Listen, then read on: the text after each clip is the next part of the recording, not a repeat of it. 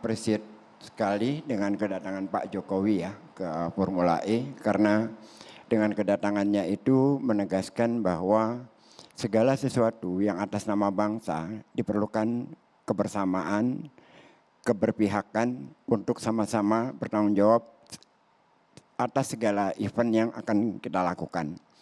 Saya mendukung sekali pada saat MotoGP dilaksanakan dan saya ikut bangga pada saat MotoGP itu sukses. Sama juga saya akan juga sangat bangga apabila Formula E juga sukses gitu loh. Menariknya adalah kedatangan Pak Jokowi ditafsirkan dengan macam-macam hal. Kalau kita tarik ke belakang antara Pak Jokowi dengan Anies itu, pada saat Pak Jokowi maju kan jubirnya Pak Anies. Sampai hari ini coba cari rekam jejak tulisan dari Anies yang kira-kira ada tendensi negatif terhadap Pak Jokowi. Nggak bisa tuh, nggak ada sama sekali. Bisa dilecak gitu. Kan yang ramai hanya di bawah. Siapa yang ramai? Ya PSI dan teman-teman, selalunya kayak gitu kan. Jadi itu yang pertama, saya apresiasi kepada Pak Jokowi. Tapi ada juga yang harus saya apresiasi selain Pak Jokowi. Orang-orang yang biasanya tidak terlihat. Mereka adalah orang-orang yang kerja di lapangan. Pak Wijiono dari Malang, Pak Hartanto dari Blora, Pak Roni dari Sumbar. Mereka petugas lapangan di Formula E. Yang kalau panggung itu sudah jadi, biasanya mereka jauh. Nggak ada di sana lagi. Jadi mereka dan teman-teman saya apresiasi sekali. Kenapa?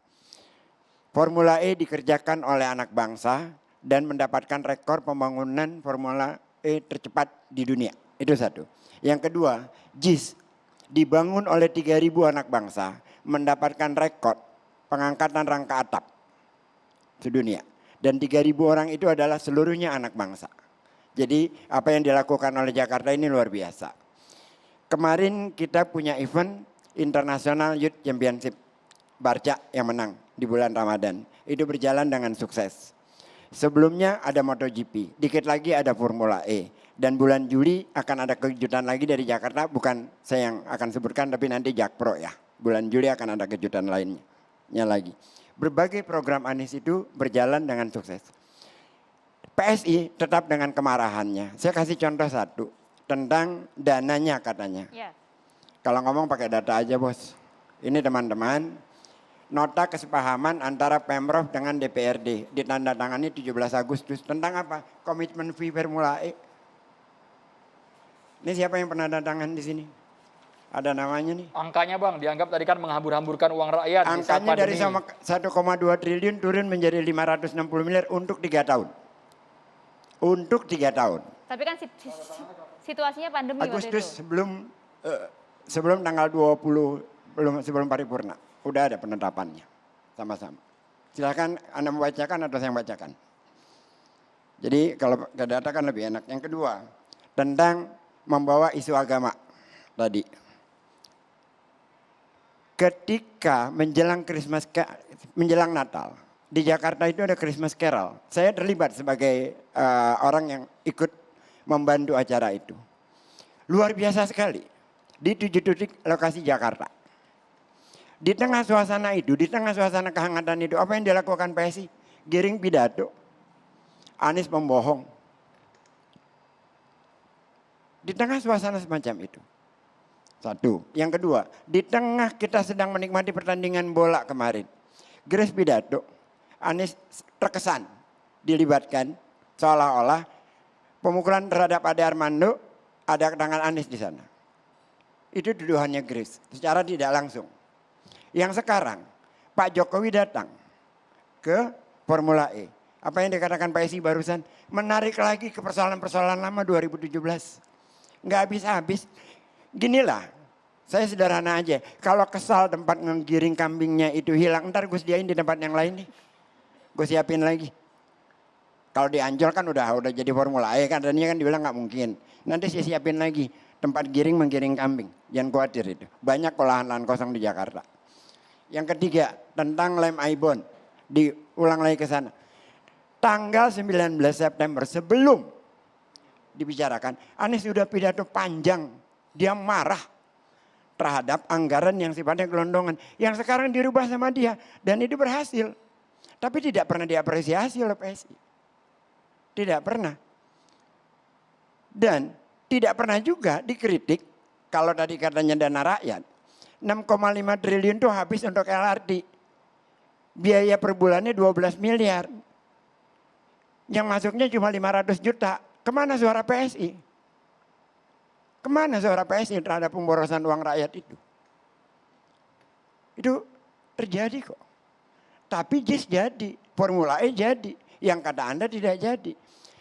Saya ingat omongan terakhir dari Mas Utomo Dananjaya. Kita semua kenal dia. Tokoh Paramadina. Saya suka dengan Mas Arya tadi. Ada kaitannya dengan itu. Kedengkian tidak membawa kita kemana-mana. Festival gagasan bisa berjalan. Tapi persahabatan harus tetap jalan. Tapi kalau PSI tetap membawa kedengkian, silahkan dia sendirian saja. Terima kasih. Mas Andi. Mas Ya. Andi. Mas Geis, tidak ada kebencian terhadap Mas Anies Baswedan. Sekali lagi Anda gagal menangkap substansi persoalan.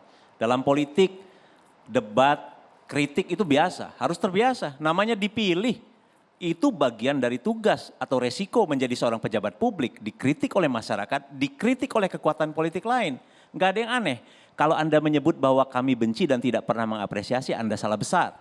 Jangan lupa, Setengah menit saya potong pembangunan Anda. Stadion JIS Setengah menit itu saya potong Anda. Setengah menit, setengah diapresiasi menit. oleh anggota DPRD dari PSI Anggara Setengah menit saya Wicitra, potong Anda. Setengah yaitu menit, setengah ketua menit, yang setengah sekarang menit. menjadi ketua Benar. fraksi PSI. Saya ajarkan Anda untuk mengkritisi Anies. Kritisilah Anies pipanisasi air bersih. Itu tidak jalan. Kritik. Itu satu hal. Yang tidak kedua, mengkritik yang pertama JIS. Kami apresiasi soal JIS. Kemudian bagi saya juga misalnya pembangunan jembatan penyeberangan yang cantik itu nggak masalah, bagus, tapi bukan prioritas. Pembangunan jalur sepeda itu bagus, saya suka naik sepeda, saya suka bersepeda, tapi bukan prioritas.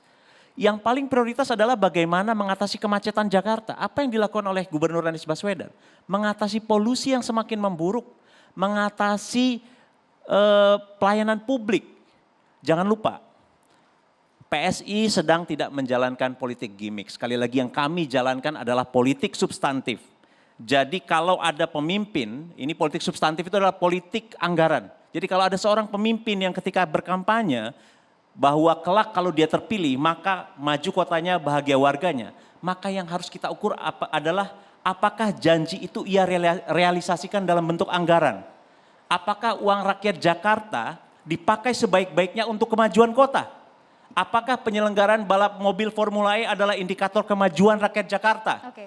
Apakah Formula E adalah jawaban atas persoalan termasuk yang disebut oleh Bung Geis tadi, saya jawab. yaitu orang-orang di Jakarta Utara yang sampai sekarang tidak bisa mengakses air bersih. Itu sangat ironis. Apakah itu jawabannya Formula E? Apakah Formula E adalah realisasi janji untuk memajukan kota dan warganya? Kalau memang itu, maka yang menjadi pertanyaan adalah kebahagiaan macam apa yang sedang dibangun dan dikerjakan oleh gubernur. Dan ngomong-ngomong soal kebahagiaan, saya ingin menyitir data BPS. 2017 kebahagiaan warga DKI Jakarta itu sekitar 71,33 indeksnya. Sementara pada 2021 indeks kebahagiaan warga DKI menjadi 70,68. DKI itu ada di urutan 27 dari 34 provinsi, 7 dari Dengan bawah. konteks Jadi pandemi. bayangkan dengan budget, ini paling bawah Mbak. Bayangkan dengan budget begitu besar, hampir 80 triliun rupiah. Gubernur Anies Baswedan gagal membahagiakan Bang Geis, warganya. ditanggapi, Bang. Jadi kita perlu mempertanyakan jargon maju kotanya bahagia warganya itu apakah benar? Oke. Itu jelas gagal Direspon total. langsung oleh Bang Ya, Geis. saya mengambil dengan data yang sama. Data BPS Jakarta paling demokratis. Penghargaan dari Kemenak Jakarta kota paling harmonis. Kalau soal kebahagiaan kan subjektif. Ditanya pada saat kapan? Pada saat pandemi. Tapi kalau soal angka Jakarta paling tinggi tingkat kemajuannya itu data BPS juga. Itu satu Semua hal. daerah ditanya pada saat pandemi. Sebentar, Konteksnya perbandingan. Sebentar, saya akan jelaskan. Kalau Anda mau ngomong terus ya silahkan. Mau membawa kedengkian terus silahkan. Dilanjutkan Bang, silakan Bang. Oke, lalu saya ingin cerita. Air bersih di Jakarta itu bermasalah. Ada 2 perusahaan swasta yang sampai hari ini masih mengelola itu. Dan itu berkaitan juga dengan DPRD. Kenapa? PSI tidak mendorong itu. Kan PSI juga punya tugas terhadap anggaran di Jakarta. Dan tidak hanya otoritasnya gubernur, ini ada otoritasnya DPRD.